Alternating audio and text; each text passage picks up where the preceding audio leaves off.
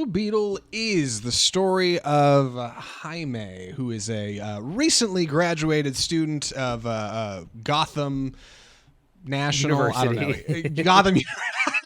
Thank you, Andy. Gotham University, who arrives back home to the Florida Keys to discover that things are not great with his family at home. Very loving family, very sweet cast of characters, including George Lopez as his goofy uncle.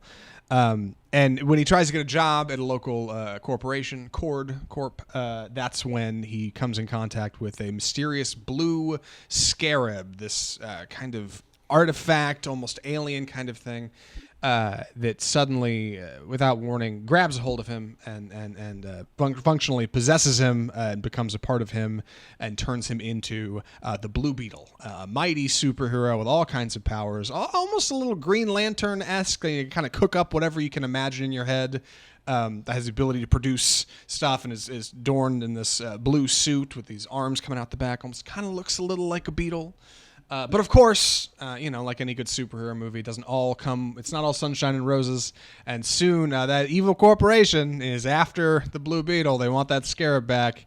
And Jaime has to use his wits and his new tech and, of course, the love of his family to figure it out. The movie is Blue Beetle. It is the DC Universe's first new feature, according to James Gunn. Excited to talk about it. Andy, what'd you think? This was a lot more fun than I thought it was going to be. I wasn't sure what to think going in because this was originally supposed to go straight to HBO Max. And then when David Zaslav took over as CEO, they wanted to really push for theatrical releases for their movies, not do straight to streaming films. And so this Blue Beetle got a buff and some money. So it's a little bit of a mixed bag. You get stuff that looks highly polished and theatrical, and then you get some stuff that looks like TV movie. But the movie works better than I kind of anticipated. It has the family element is a big part. It's almost more like an ensemble piece. It's a lot funnier than I expected it to be. I'm not a big fan of George Lopez, but he made me laugh a number of times, so I had to give that to him. It's got some issues, but overall I enjoyed it. Yeah, I think I'm in the same boat. I liked it. I've liked it more since I've gotten away from it. I'm a little disappointed how it's doing at the box office, but I think I can explain why it's not doing so well. I think it made $43 million this opening weekend, which is not bad for it's not bad for any movie. But when your movie costs like $200 million to make before marketing, you got to turn out a bit more of a profit. Hopefully, it'll do better in international waters. But I think the things that work great about Blue Beetle are the hero. I think Blue Beetle is actually a lot of fun. Excited to talk about him. Much like I said, like a Green Lantern character, interesting set of powers, like interesting set of abilities. The cast is fun. Newcomer Solomar Maraduena. I did real quick. A lot of pronunciations this episode. Andy and I were talking about it in the pre-show. I'm gonna struggle. I'm sorry in advance. I want to give credit where it's due though. Solomar Maraduena is great. He's really funny, big charisma, very good at screaming. A lot of wailing from this kid, but like a good cinematic scream. Like he's on it. Along with our family is good. I like our setting. It's kind of futuristic Florida. Like there's these big towers and holograms and stuff. And like that's actually kind of neat. Like it's not just modern day. We're actually pushed forward a little bit. But the thing I don't like is that our story is so tragically rote. If you have seen one superhero movie, you have seen this superhero movie. Like it's too paint by numbers. It's too safe. It's a shame. Like it's a director I'm not familiar with. It's a cast I'm not familiar with. It's a hero I'm not familiar with. They just stay in the lines a little too much, and it made it a little boring for me. But I want to talk about what works first. Andy, what do you think? Do we start with our cast? We start with our setting, our plot, our hero? Where do you want to go? Let's get in with our cast. So, Solo Maraduena plays Jaime Reyes, who's about post-college age. He's a lot of fun. He does the role. It's a good mix of like, oh my gosh, what's happening? I'm a superhero, and then also having to take on the responsibility. With great power comes great responsibility. He's pretty funny. He's likable. I think he comes from Cobra Kai is his claim to fame, which I haven't really watched. But like I said, it's an ensemble piece, and the family, unlike Fast and Furious, the family element is actually really important. One of the plot elements is that the family is in danger of losing their home because of gentrification, And when Susan Sarandon's character comes after Jaime to get the scarab back, she ends up kind of doing a raid on their home, and tragedy ensues. But the family has to come together. So you have this funny cast of his sister Milagro, his Nana Reyes, Rudy, played by George Lopez, and they end up coming along for the adventure, and they have a bigger role than you would think, and they work a lot better than you might think they do. But it's, again, it's part of the family element. He's young, he's unsure. The family helps him kind of find his purpose and confidence, and that works a lot better than I would think. Yeah, the general silhouette, I think, for Jaime Reyes is a little Tom Holland Spider-Man, right? Like, young kid. He's just graduated college, just a few years ahead of Tom Holland, but like figuring it out. But the difference, I think, the biggest difference between him and Spider-Man is his family, right? Like his roots, and that's an important part of it. Like, they are all important cast. They're all pretty funny. George Lopez, like, he will deliver a line and you'll either roll your eyes or laugh at it, but like, that's not a bad thing in a movie like this. So he's fine. Brutal hair extensions though. God, it's terrible in this movie. they did Rudy so dirty, man. Like, my God. I think was not a big fan of our villains. It's kind of big faceless corporation. Susan Sarandon heads up the company, who is not probably who you think of when you think of like a traditional Industries. super villain. You would not think of Susan Sarandon up front. She does a fine job of being dramatic. I think part of what works so well is she's conniving. She's got a smaller frame. And she's placed opposite Raul Max Trujillo, who plays this kind of henchman for her. Kind of this big bodyguard guy, and she tells him what to do, and he's so much big, he towers over her, towers over Jaime too, and she kind of runs the show up until, of course, like, we start talking about super suits, and then suddenly we've got a power dynamic. But ultimately, like, I think Cord is just a little flat. I think maybe I would have been more interested if they were dealing with like LexCorp or something that's got a bit of a hook to it. And Cord Corporation does, actually. It's based on Ted Cord, who is the original Blue Beetle.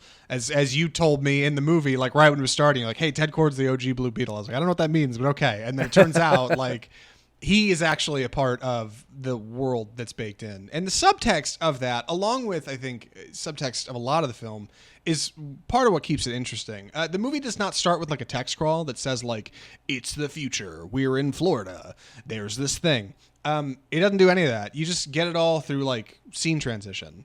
At one point we see like a flyover of like the Florida Keys, and you're like, oh, it's like really built out and like nice. Okay, so we're not in like modern present day. And then at another point you see Jaime wearing a hoodie that says Gotham Central on the back, and you're like, oh, he went to school in Gotham, that's where Batman is. But it doesn't like force feed it to you. You wouldn't even notice that stuff if you weren't looking for it. So it's good at sprinkling little comic book lore, some engagement for fans, and also a good quality helping of what's the best way to say this? I don't know, cultural matter. Jaime has to clarify like 4 times in the movie that his name is not Jamie. It's Jaime. And like, as somebody who watches that movie, when I read about this movie, I definitely read his name as Jamie, and now that I've seen it, I will never pronounce it that way because his character so obviously is not that person. And like, that feels really sincere. That feels like a really good way to hang on to like a bit of like culture that like I would not pick up on as somebody who's not Latina. So shout out to them. Like, that felt great. Yeah, the cultural element's a huge part of this. It incorporates Spanish, Hispanic culture a lot. A lot of this movie is in Spanish. A lot of it does not have subtitles. You just kind of you get what's going on based on how characters are talking to each other. And if you do speak Spanish, you're going to get in on a lot. There's a lot of in jokes. There's a lot of just cultural references. You're going to get a little bit more. I also wanted to mention, when we're talking about cast, Jenny Cord, who's played by Bruna Marquezine. She's the daughter of the lost Ted Cord, and she's like heir to the throne of Cord Industries. She also kind of becomes a sidekick.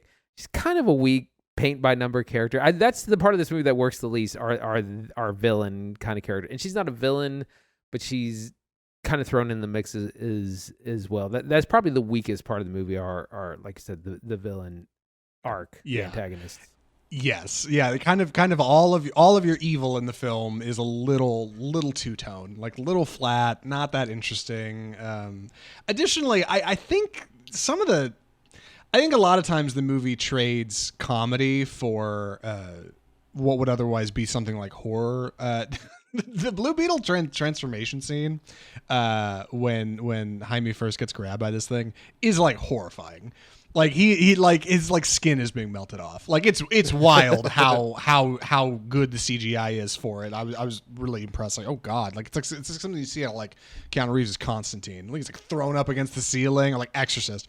And his family is like wailing like he's got a bug on him. It's so it's so misplaced. And the family sometimes is taken really seriously and really sincere, and other times they're like dumb as a box of rocks. And I think it works a lot for the comedy, but it makes a lot of the home stuff feel flat. Like when things are getting serious for Jaime and he's like, hey, I gotta fly to the other side of the world and go do some justice, right? Like I'm the Blue Beetle. They're like, don't forget your lunch. Like, yeah, you know, like I don't like I don't expect it to be real serious, but just like it felt like it couldn't pick like one way or another. Like the script was fighting the screenplay or something, and it ends up leading to a lot of George Lopez eye roll moments, but mostly good. I think. Yeah, my largest issues with the movie are just that it's just a little too paint by numbers. Like if you could guess this plot, like if you've seen a few superhero movies, it's not very complicated, and I think that leads to people not buying tickets, which sucks. Like, and that leads to people not going to see it, and then people writing off Blue Beetle as a hero. I like Blue Beetle. Like I like Blue Beetle. I like Jaime. I want to see more of this story. I hope they get more. We got to see how it does at the box office, I guess. Right. So that's a big question: is how does this play into the larger DCEU? This is again part of the old guard of the Walter Hamada films that were greenlit before James Gunn came over. James Gunn has inherited this film and one more, Aquaman and the Lost Kingdom. He's got to see those through before he kind of officially takes over.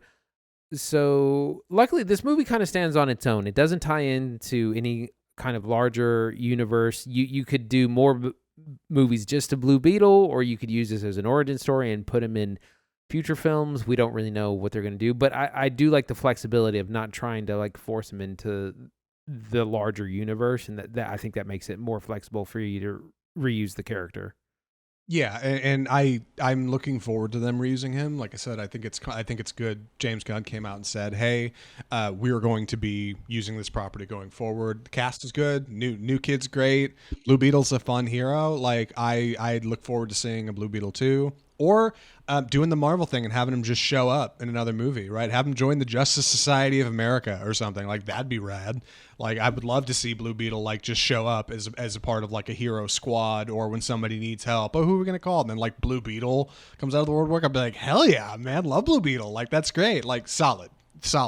Just boy, for 2 hours, it ends up feeling long. Like it's a shame. I wish I didn't feel that way. I think they played it too safe, which is probably not a bad move in the environment of superhero movies. But boy, if you suffer superhero fatigue, I think you're gonna feel it when you're watching Blue Beetle, because that's where I started to feel it. Maybe I'm cynical. Maybe I'm jaded. Maybe it's Maybelline. Andy, any other thoughts before recommendations? I think I'm ready. Andy, would you recommend Blue Beetle? I would, but I would say save it for streaming. Unfortunately, it lacks the total polish of a theatrical film. You know, it was originally intended for HBO Max, and like I said, some of it is really highly polished, and a lot of it is not. I think for most people, unless you're a diehard comic book fan, you're fine just waiting till it's available on stream. And it hasn't had a great box office start, so it'll probably be available pretty soon. But that said, I did enjoy it. I did have fun. I would rewatch this like over something like The Flash or Quantumania. I'm excited to see where they can take this character, or where they might put him in future films. So I would say recommend, but save it for streaming. I think I'm in the same boat. I like this movie just fine. I just wish it was like a half hour shorter.